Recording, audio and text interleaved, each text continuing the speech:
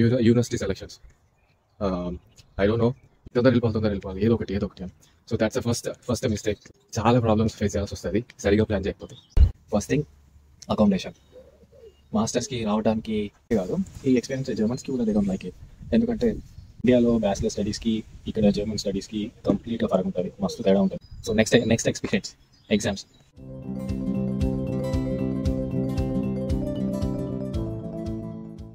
So ఇక్కడ exams చాలా tough. So దీని గురించి నేను కొంచెం ఎక్కువ మాట్లాడతా, ఎందుకంటే I had very worst experiences.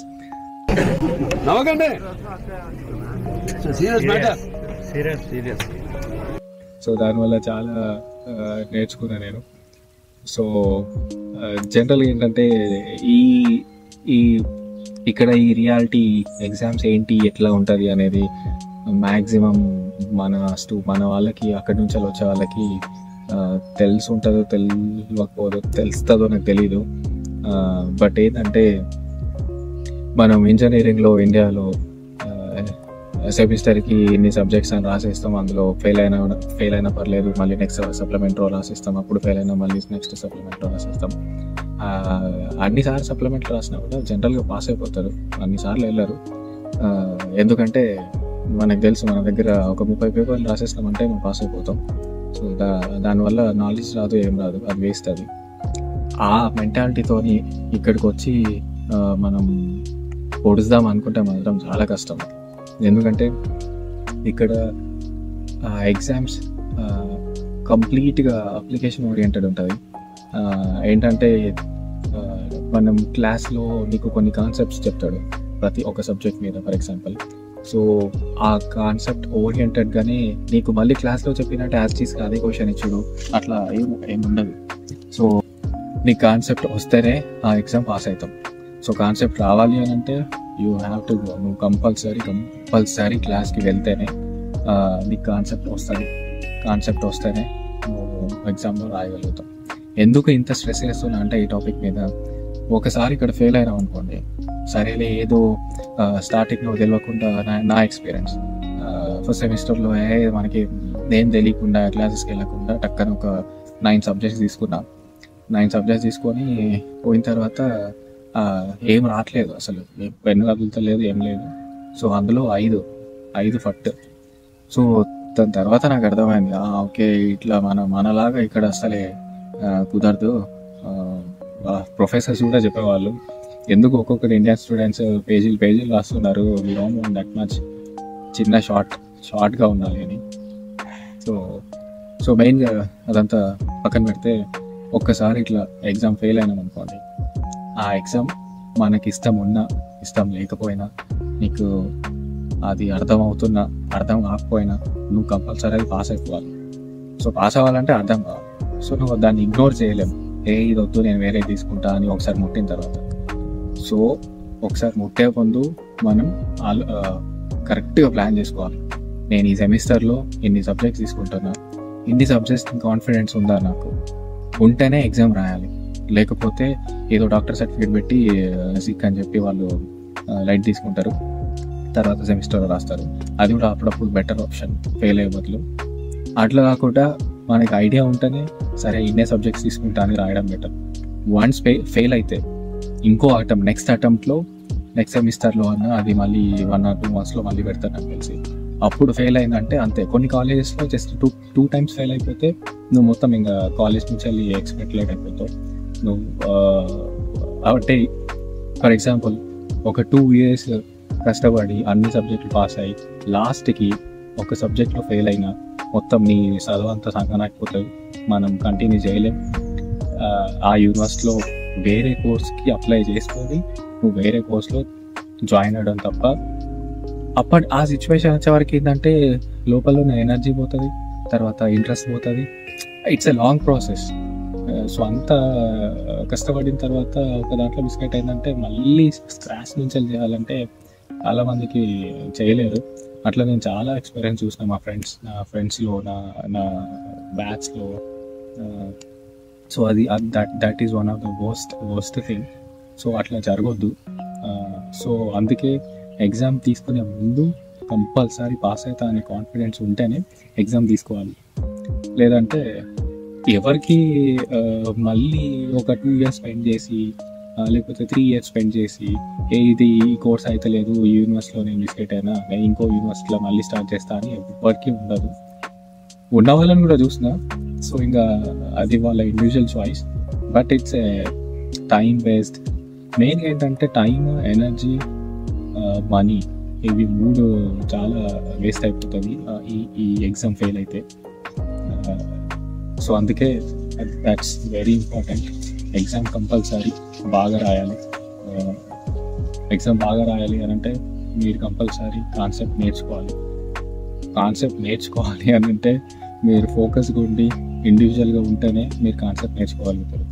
So ఇట్లా గ్రూప్స్ అంటే ఇప్పుడు అపార్ట్మెంట్స్లో ఉన్నా కూడా మంచి సింక్ అయిన ఫ్రెండ్స్ ఉంటే ఏంటంటే ఒకడు లేకపోతే ఇద్దరు క్లాసెస్కి వెళ్ళి వాడు కాన్సెప్ట్ నేర్చుకొని తర్వాత రూమ్కి వచ్చి వాళ్ళ ఫ్రెండ్స్కి డిస్కస్ చేసుకోండి.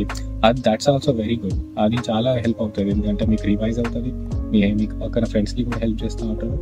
బట్ అది ఆ కైండ్ ఆఫ్ ఎన్విరాన్మెంట్ చాలా రేర్ ఉంటుంది.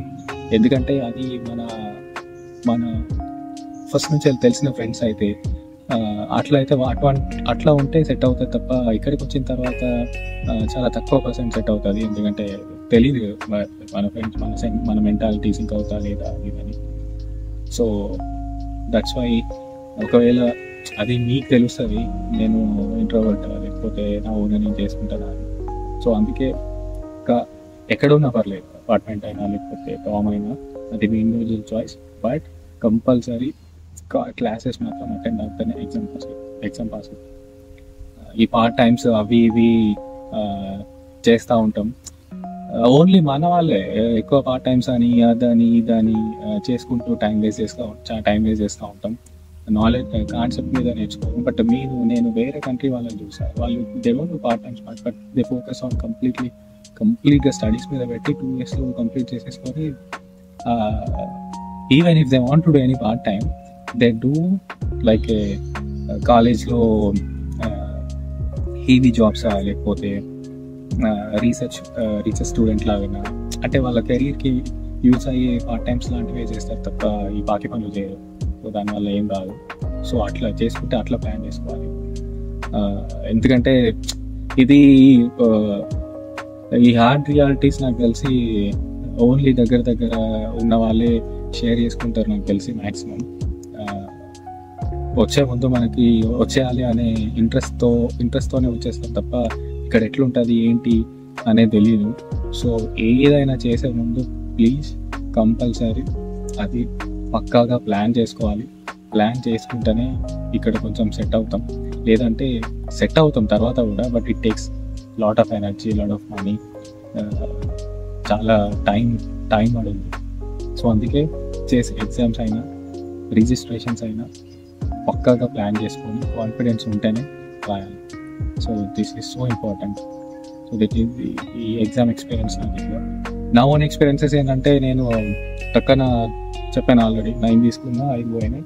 మళ్ళీ ఆ 5ని రాబట్టడానికి ఇప్పటి వరకు నేను నా జీవితంలో అంతగానం ఎప్పుడు చదవలేదు. నేను అనుకున్నా ఇదేదో నాకు కూడా ఒక 2 ఎగ్జామ్స్ ఇక లాస్ట్ మూమెంట్లో ఉన్నాయి అన్నట్టు. అవి నేను ఫెయిల్ అయితే మొత్తం అన్ని చదువుకొని పోవాల్సి ఉండేవి.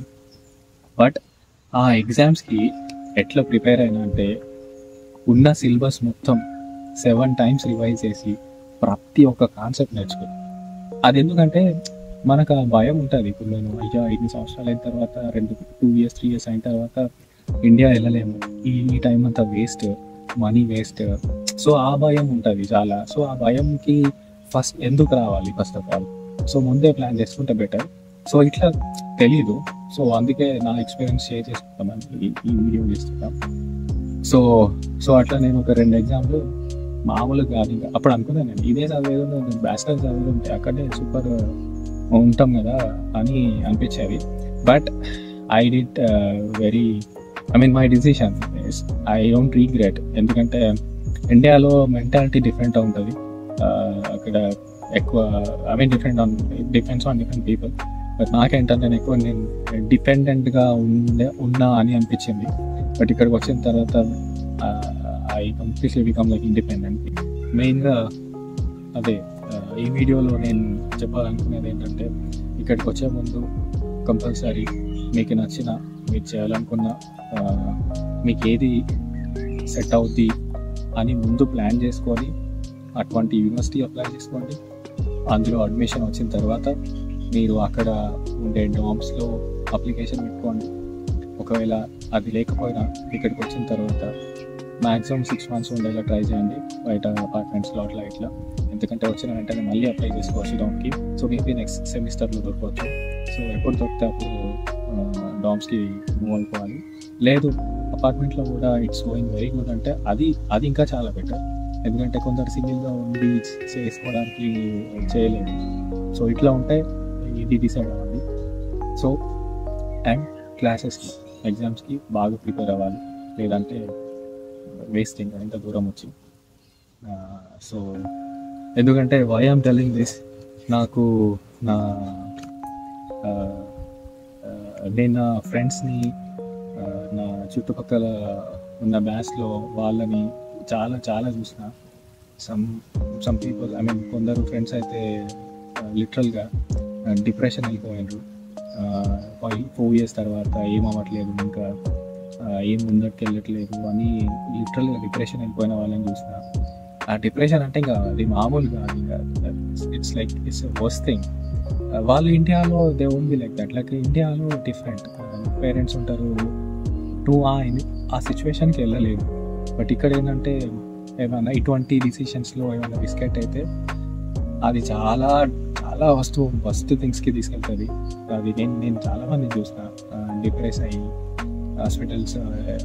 హాస్పిటల్లో ఉండడం, లేకపోతే ఇక మెంటల్గా చాలా అప్సెట్ అయిపోయిన వాళ్ళని కూడా చూసిన. సో ప్లీజ్ ఆ సిచ్యువేషన్కి వెళ్ళొద్దు. ఇంకా కొందరు ఏంటంటే ట్రై చేస్తారు, చాలా ట్రై చేసి ఈ కోర్స్లో అవ్వట్లేదు అని ఒక 2-3 years వేస్ట్ చేసి మళ్ళీ ఇంకో కోర్స్కి వెళ్ళడం, అక్కడ అవ్వట్లేదు అని. It's like you know they in a life ఒక 5-6 years or 10 years ఈ ఎక్స్పీరియన్సెస్, వర్స్ట్ ఎక్స్పీరియన్సెస్ మనం బ్యాగ్లో వేసుకోవద్దు. బ్యాగ్లో వేసుకున్నా కూడా ఈ ఎక్స్పీరియన్సెస్ నుంచి మనం ఏమన్నా నేర్చుకొని అక్కడి నుంచి నీకు పాజిటివ్గా ఉంటుంది అంటే that's really very good. So కొందరు లైక్ 99% వారికి చాలా హార్డ్ వర్క్ చేసి వచ్చి ఆ 1%లో కూడా బిస్కెట్ అయ్యి ఇండియా రిటర్న్ వెళ్ళిపోవడం. ఇండియా రిటర్న్ అనేది కూడా నేను కొందరిని చూసినాను. That's like painful. వాళ్ళు చాలా ఏంటంటే ఏడవడం, అది ఏడవడం ఈజ్ జస్ట్ ఏడవడం, కానీ దాని వెనకాల అది టూ మచ్ పెయిన్. ఇంట్లో ఏం చెప్పలేరు, రిలేటివ్స్తో సరిగ్గా ఉండలేరు. It's like it's a mental upset అవుతుంది వాళ్ళకి. సో అదొకటి. కొందరికి హెల్త్ ఇష్యూస్ రావడం ఈ డిప్రెషన్ వల్ల. So that's why it's better ఏదన్నా చేసే ముందు పక్కాగా ప్లాన్ చేసుకుంటేనే చాలా బెటర్. నా ఓన్ ఎక్స్పీరియన్స్, నేను కూడా ఆల్మోస్ట్ ఆ రీచ్ వెళ్ళి తర్వాత that's a different story. I'll tell, definitely I'll share that, but it's a very long story. So that's why I started this vlogs. Only నా experiences షేర్ చేసుకుంటాం. అట్లా నేను ఫ్రెండ్స్లో జరిగిన ఎక్స్పీరియన్సెస్ చెప్తే maybe people who are in that situation maybe వాళ్ళు కొంచెం helpful అవుతుంది అని intention. Once again I'm stressing this 2 things, ఎందుకంటే అది చాలా ఇంపార్టెంట్. ఈ ఎగ్జామ్స్, ఈ ప్లానింగ్. ఎందుకంటే మీరు ఈ రెండు ఇట్లో పక్కాగా ప్లాన్ చేసుకుంటే తర్వాత చాలా బాగుంటుంది. సో ప్లీజ్ ఇక్కడికి వచ్చే ముందు, వచ్చిన తర్వాత ఈ 2 విషయాలు మాత్రం జాగ్రత్తగా ఉండండి. సో సీరియస్ టాక్స్ ఎనఫ్ అండి. మీకు ఈ వీడియో నచ్చితే నాకు సజెషన్స్ ఇవ్వండి. ఇట్లా చేయండి బ్రో, అట్లా చేయండి బ్రో అని, లేకపోతే ఈ టాపిక్ మీద చేయండి, ఆ టాపిక్ మీద చేయండి అని. I have a lot of experiences because నేను జర్మనీకి వచ్చి దగ్గర దూరం ఒక 9 years అవుతుంది. సో ఏ టాపిక్ మీద అయినా if you want to know something please definitely ask me. I will try to do that video. And Yeah, thank you so much. And please support. I'll try to do nice. Nice అంటే కొంచెం నా ఎక్స్పీరియన్సెస్ని సొల్లు లేకుండా drawing చేయకుండా కొంచెం మంచిగా prepare చేస్తా. And సరే, ఇప్పుడు నేనున్న సిటీలో కొంచెం చిన్న చిన్న ప్లేసెస్ చూపెడతాను మీకు. And thanks again. Have a nice day. See you next time.